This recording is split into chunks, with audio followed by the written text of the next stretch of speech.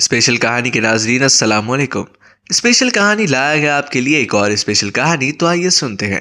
ایک دفعہ کا ذکر ہے کہ ایک بادشاہ نے ایک شاہراہ بنوائی اور اس کی افتتاح کے لیے ایک ریس کا اعلان کیا اور کہا کہ اس ریس میں تمام شہری حصہ لیں اور اس کے اختتام پر شاہراہ کے متعلق اپنے تاثرات کا اظہار بھی کریں، اور جس کا نقطہ نظر بادشاہ کو پسند آئے گا اسے انعام سے نوازا جائے گا۔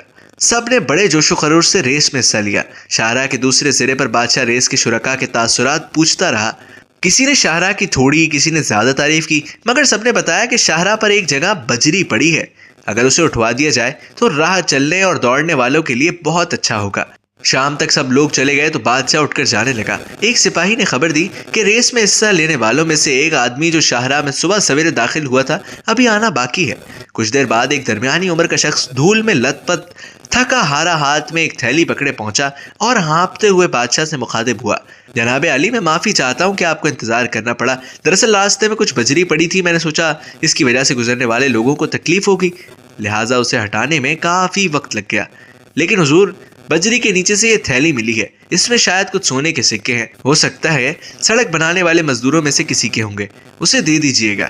وہ شخص اپنی بات ختم کر کے چلنے لگا تو بادشاہ نے کہا، بوڑھے میاں، یہ تھیلی اب آپ کی ہے کیونکہ یہ میں نے ہی وہاں رکھوائی تھی اور یہ تمہارا انعام ہے۔